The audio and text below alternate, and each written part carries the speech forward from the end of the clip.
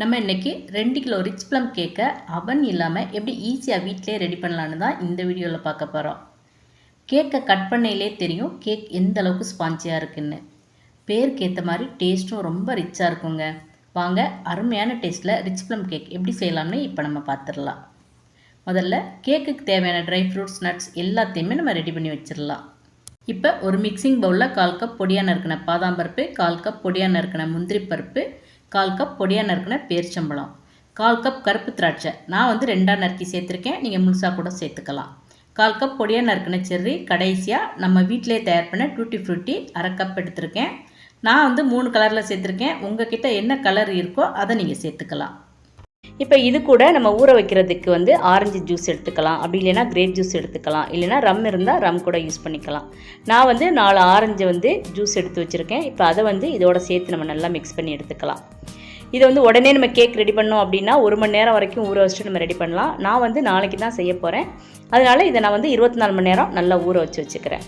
எவ்வளோக்களோ அதிகமாக ஊறுதோ அந்தளவுக்கு இந்த கேக்கோட டேஸ்ட் நல்லாயிருக்கும். இப்போ இதை ஒரு கவர் போட்டு மூடி நம்ம ஒரு 24 ஹவர்ஸ் அப்படியே ரெஸ்ட்டில் விட்டுருவோம். அடுத்து கேக்குக்கு தேவையான கேரமல் சுகர் சிரப் நம்ம ரெடி பண்ணிக்கணும். அதுக்கு இந்த மாதிரி ஒரு பேனில் 1/4 கப் சுகர் எடுத்துக்கலாம். இப்போ சுகர் சேர்த்ததுக்கப்புறம் அடுப்பு நம்ம சிம்மில் வச்சிடணும். அந்த சுகர் அப்படியே கரைஞ்சி உருகி கலர் அந்த ப்ரௌன் கலராக மாறி வரும். அது வரைக்கும் நம்ம அதை ரெஸ்ட்டில் விட்டுறலாம். இந்த மாதிரி ஜீனி நல்லா மெல்ட் ஆகி வரும்போது இப்போ நம்ம கரண்டி யூஸ் பண்ணி இது எல்லாத்தையும் நல்லா மிக்ஸ் பண்ணி விட்டுக்கலாம். ஜீனியெல்லாம் நல்லா இந்த மாதிரி மெல்ட் ஆனதுக்கப்புறம் 1/4 கப் சூடு பண்ண தண்ணி இதில் ஊற்றிக்கலாம். ஆர்டினரி தண்ணியை ஊற்றினோம்னா கொஞ்சம் தெறிக்கிற மாதிரி இருக்கும், அதனால கொஞ்சமாக தண்ணியை சூடுபடுத்தி அதை இதில் சேர்த்துக்கலாம். தண்ணி சேர்த்ததுக்கப்புறம் கண்டினியூஸாக கரண்டினால் நல்லா இந்த மாதிரி மிக்ஸ் பண்ணி விட்டுட்டே இருக்கணும். அந்த கலர் நல்லா மாறி டார்க் கலராக வரும், அது வரைக்கும் நம்ம கரண்டினால் அதை நல்லா மிக்ஸ் பண்ணி விட்டே இருக்கணும். அடுப்பு சிம்லே இருக்கட்டும். கலர் இந்த மாதிரி நல்ல டார்க் ப்ரௌனாக வந்ததுக்கப்புறம் நம்ம அடுப்பை ஆஃப் பண்ணிடலாம். இப்போ நம்மளோட கேரமல் சுகர் சிரப் ரெடி ஆயிடுச்சு. அடுத்து நம்ம ஜீனியை பவுடர் பண்ணி எடுத்துக்கலாம். இப்போ ஒரு மிக்ஸி ஜாரில் நான் 2 கப் அளவுக்கு ஜீனி எடுத்திருக்கேன். இப்போ இது கூட 2 துண்டு பட்டை, 2 ஏலக்காய், 4 கிராம்பு, இப்போ இது எல்லாத்தையும் சேர்த்து நல்லா நைஸாக அரைச்சி எடுத்துக்கலாம். இதை தனியாக நம்ம அரைச்சி எடுக்கிறோட இந்த மாதிரி ஜீனியோட சேர்த்து அரைச்சி எடுத்தோம்னா அது நல்லா அரைப்பட்டுரும். ட்ரை ஃப்ரூட்ஸ் ஊற வச்சு 24 மணி நேரம் ஆச்சு. பாருங்கள், ட்ரை ஃப்ரூட்ஸ் அந்த ஜூஸில் ஊறி எந்த அளவுக்கு நல்லா ஃப்ளஃபியாக இருக்குன்னு.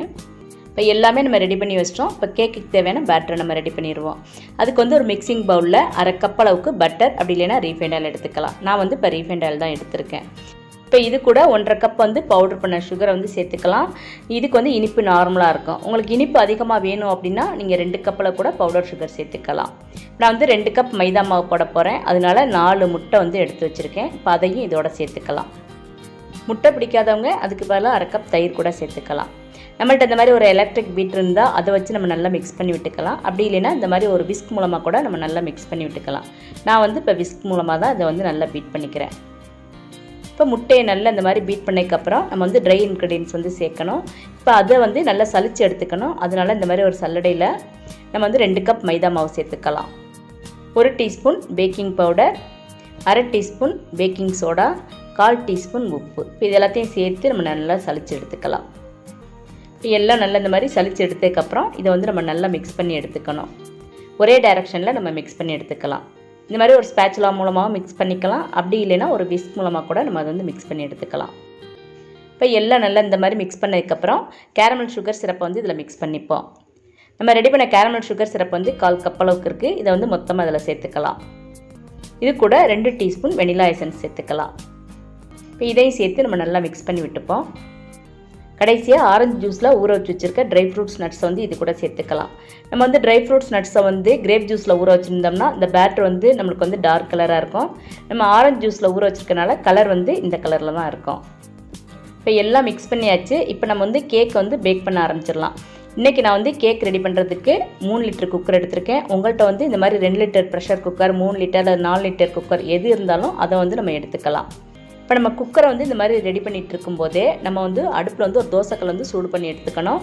ஒரு 5 நிமிஷம் அடுப்பை ஃபுல் ஃப்ளேமில் நம்ம வச்சுக்கணும். அதுக்கப்புறம் அடுப்பை நம்ம சிம்மில் வச்சிடலாம். இப்போ குக்கரோட எல்லா பகுதியிலையும் நம்ம எண்ணெய் படுற மாதிரி இந்த மாதிரி தடவிக்கணும். இதுக்கு மேலே நம்ம பட்டர் பேப்பர் போட்டுக்கணும். அந்த மாதிரி பட்டர் பேப்பர் போட்டோம்னா தான் கேக் பாத்திரத்தில் ஒட்டாமல் ஈஸியாக நம்மளுக்கு வெளியே வரும். குக்கரில் பேக் பண்ணாமல் நம்ம வந்து அவனில் பேக் பண்ண போகிறோம் அப்படின்னா நம்ம வந்து அவனை வந்து 180 டிகிரிக்கு ப்ரீ ஹீட் பண்ணிக்கணும். அதுக்கப்புறம் அதே 180 டிகிரியில் நம்ம வந்து 10 இன்ச் பேன்னா ஒரு 35 to 40 மினிட்ஸ் நம்ம வந்து பேக் பண்ணிக்கணும். கேக் பேனோட அகலம் கூட டைமிங் வந்து நம்மளுக்கு குறைச்சி வரும். கேக் பேன் வந்து ஹைட்டாக இருந்துச்சுன்னா டைம் வந்து கொஞ்சம் அதிகமாக எடுத்துக்கும். அடியில் இந்த மாதிரி பட்டர் பேப்பர் போட்ட மாதிரி சுற்றியும் நம்ம வந்து இந்த மாதிரி பட்டர் பேப்பரை வச்சுக்கலாம். பட்டர் பேப்பரை வந்து அந்த குக்கரில் ஒட்டணும் அப்படின்னா நம்ம கொஞ்சமாக பட்டர் எடுத்து அந்த குக்கரில் தடவி விட்டோம்னா இந்த பட்டர் பேப்பரை வந்து ஈஸியாக அப்படியே ஒட்டிக்கின்றோம். நம்ம 2 கிலோ கேக் வந்து ரெடி பண்ணுறதுனால இது பேக் ஆகிறதுக்கு குறைஞ்சது 1 மணி நேரம் ஆகும். இதே இது வந்து நம்ம 1 கிலோ கேக் தான் ரெடி பண்ணுறோம், அதாவது 1 கப் மைதா மாவு போட்டு நம்ம கேக் ரெடி பண்ணோம்னா இந்த கேக் ரெடி ஆகிறதுக்கு ஒரு 40 நிமிஷம் வரைக்கும் ஆகும். இப்போ இந்த மாதிரி டேப் பண்ணி விட்டுக்கணும். அப்போ தான் அந்த ஏர் பபிள்ஸ்லாம் அதில் இல்லாமல் இருக்கும். இப்போ நான் வந்து ஒரு தோசைக்கல்லை வந்து 5 நிமிஷம் ஃபுல் ஃப்ளேமில் வச்சு நல்லா ஹீட் பண்ணி வச்சுருக்கேன். இப்போ அடுப்பை வந்து சிம்மில் வச்சுட்டு நம்ம இந்த குக்கரை வந்து இது மேலே வச்சுக்கலாம். இப்போ இதுக்கு வந்து நம்ம கேஸ்கட்டோட மூடி போட்டு மூடிக்கணும். ஆனால் வெயிட் போட்டுறக்கூடாது. நான் குக்கரில் வைக்கிறதுனால இந்த மாதிரி ஒரு தோசைக்கல்லை ப்ரீ ஹீட் பண்ணி அதுக்கு மேலே இதை நான் வச்சுருக்கேன். இதே நீங்கள் பாத்திரத்தில் இந்த கேக் ரெடி பண்ணுறீங்க அப்படின்னா ஒரு பெரிய அகலமான பாத்திரம் எடுத்துக்கணும். அதை வந்து ப்ரீ ஹீட் பண்ணிக்கணும். அதுக்கு மேலே ஒரு ஸ்டாண்டை வச்சு அதுக்கப்புறம் அந்த பாத்திரத்தை வச்சு ஒரு மூடி போட்டு நல்லா மூடி வச்சிடணும். கரெக்டாக 1 மணி நேரம் ஆச்சு. கேக் வந்து நல்ல வாசம் வர ஆரம்பிச்சிருச்சு. இப்போ நம்ம ஒரு ஸ்டிக் வச்சு இந்த மாதிரி செக் பண்ணி பார்த்துக்கலாம். கேக் வந்து ஸ்டிக்கில் வந்து கொஞ்சம் கூட ஒட்டலை. நம்மளோட கேக் வந்து இப்போ ரெடி ஆயிடுச்சு. இப்போ நம்ம அடுப்பை ஆஃப் பண்ணிவிட்டு தோசைக்கல்லேருந்து இந்த குக்கரை வெளியே எடுத்துடணும். எடுத்து நல்லா ஆற விட்டுருவோம். கேக் தொட்டு பார்க்கையிலே அவ்வளோ ஒரு சாஃப்டாக இருக்குது.